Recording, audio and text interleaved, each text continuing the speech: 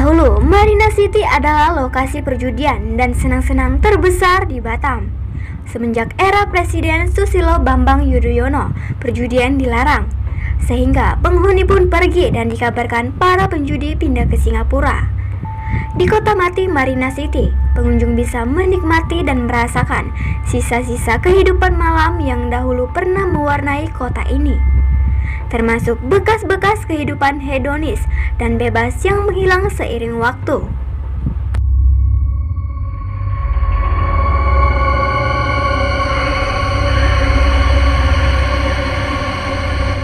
Tak ada lagi dentuman musik dan riuhnya pengunjung dan penjudi. Yang ada kini hanya bangunan kafe dan restoran yang lusuh ditinggal penghuninya. Kayu penyangga rumah banyak yang lapuk dimakan usia. Bangunan ruko yang berderet juga kusam tak terawat.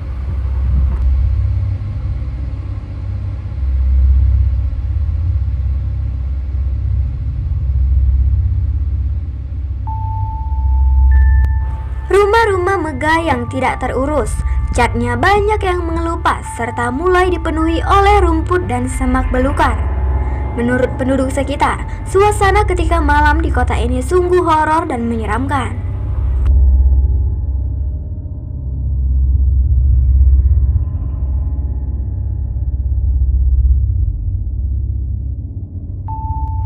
Pemerintah Batam kemudian menyiasati tempat ini dengan cukup cerdik, dengan menjadikan Marina City sebagai destinasi wisata gratis bagi para pelancong. Meski disebut sebagai kota hantu, tapi masih ada beberapa warga negara asing yang tinggal. Mereka mendapatkan penginapan murah di Marina City. Bila tahun baru, suasana pun masih ramai.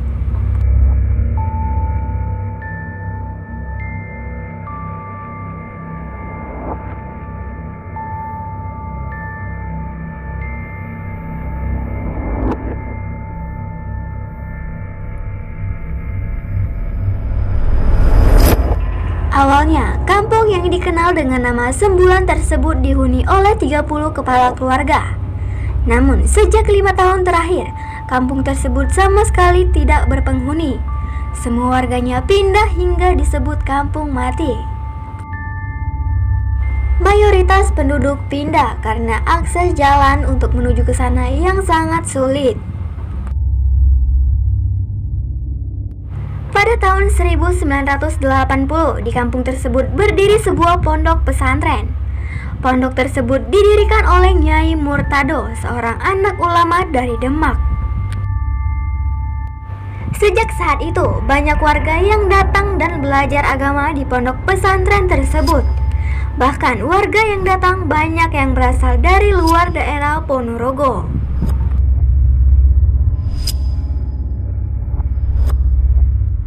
Namun, setelah Nyai Murtado dan keluarganya meninggal, pondok pesantren semakin sepi. Sejak saat itu, satu persatu warga di kampung Sembulan pindah dari wilayah yang memiliki luas sekitar 3 hektar tersebut. Hal tersebut dibenarkan oleh Kepala Desa Pelalangan, Ipin Herdianto. Dia mengatakan sejak 5 tahun terakhir kampung itu sudah tak ada lagi penghuninya. Ia bercerita, sebelum kampung itu kosong, ada 2 kepala rumah tangga yang tinggal. Seperti warga lainnya, mereka memilih pindah. Ia menjelaskan, kampung tersebut sempat ramai dikunjungi oleh orang yang menimba di desa Pelalangan. Namun lambat laun warga memilih pindah mengikuti keluarganya di kampung lain. Ipin membantah bahwa warga meninggalkan kampung itu karena persoalan mistis. Ia meyakini semua tempat pasti memiliki cerita mistis masing-masing. Warga banyak meninggalkan kampung tersebut karena kondisinya sepi. Walaupun kampung itu kosong, masih ada musola yang masih dimanfaatkan warga untuk menjalankan ibadah. Mereka yang datang adalah petani yang memiliki sawah di dekat lingkungan tersebut.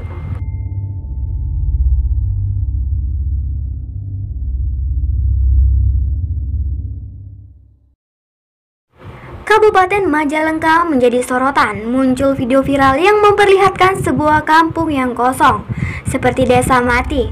Disebutkan jika seluruh penghuni di desa tersebut terpaksa meninggalkan kampung karena alasan tertentu.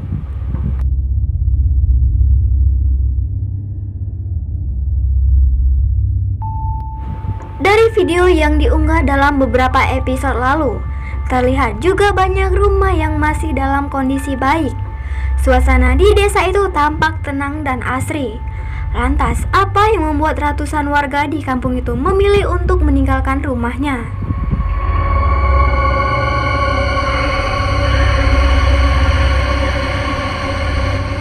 Disebutkan penyebab ratusan kepala keluarga meninggalkan Sidang Mukti ialah karena kawasan itu menjadi titik penggeseran tanah. Desa ini terbengkalai sejak tahun 2012 karena daerah ini rawan longsor dan sering terjadi patahan-patahan atau pergeseran tanah. Pertama kali terjadi di tahun 2001, kemudian terjadi lagi di tahun 2012. Sejak saat itu, pemerintah setempat menghimbau agar masyarakat meninggalkan desa tersebut.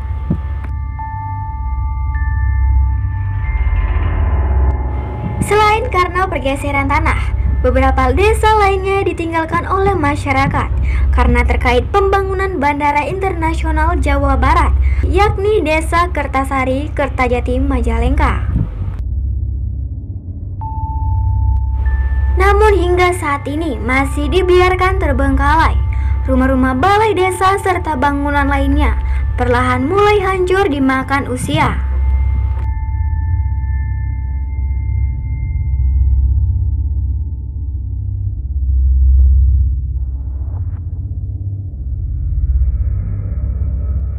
Walau begitu, beberapa desa sudah mulai hidup kembali. Mulai ada aktivitas hingga pembangunan sarana rumah ibadah. Seperti terjadi di Dusun Cigintung, beberapa anak setempat juga terlihat bermain, dan ibu-ibu mulai kembali berkumpul untuk beraktivitas seperti biasa.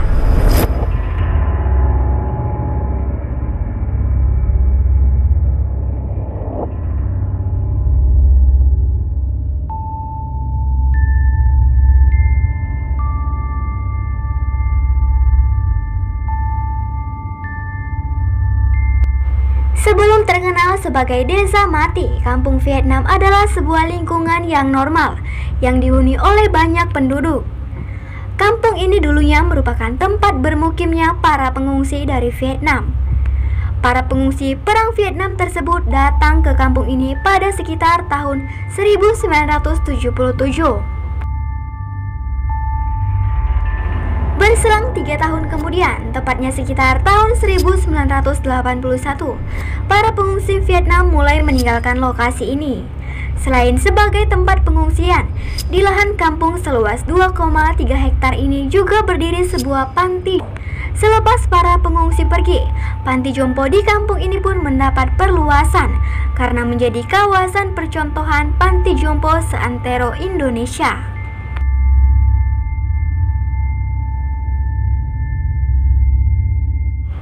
Sayangnya, banjir besar hingga setinggi 1 meter yang melanda desa ini pada sekitar tahun 2002 memaksa semua penduduknya untuk mengungsi. Sejak tahun 2002 hingga kini, di lahan kampung seluas 2,3 hektar ini hanya ada 17 kakak. Otomatis, banyak kejadian mistis dan menyeramkan yang dialami oleh sejumlah warga desa ini.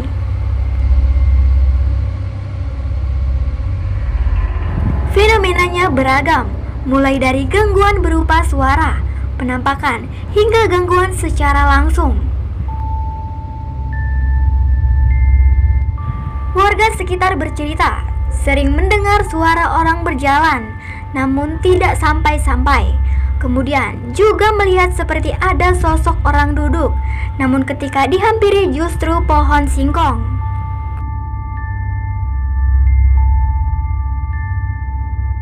Kisah mistis kampung Vietnam ini pun bahkan sudah tersohor hingga ke penduduk luar kampung ini. Bahkan para driver ojek dan taksi online tak berani masuk saking angkernya.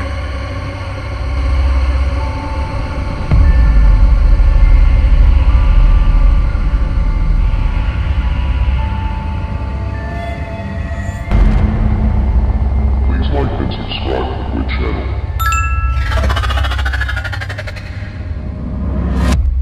Puntingan dulu dihuni oleh 7 kepala keluarga, hanya 7, tidak bisa bertambah.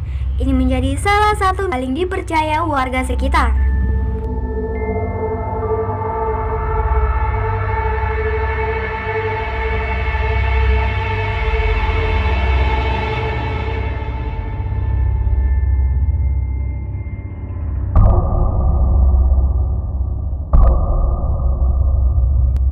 Di kawasan ini banyak yang kini dibiarkan kosong. Musola juga tidak terawat. Bahkan ada beberapa rumah yang sedang dibangun dan akhirnya ditinggalkan pemiliknya.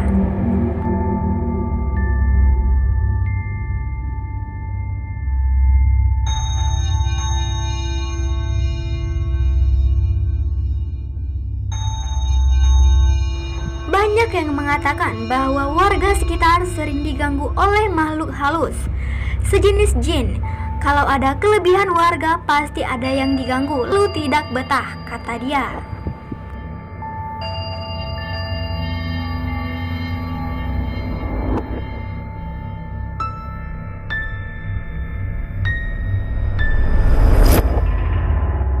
Walaupun tidak memiliki penghuni, namun masih beberapa bangunan permanen, termasuk musola dan rumah-rumah bekas tempat tinggal warga.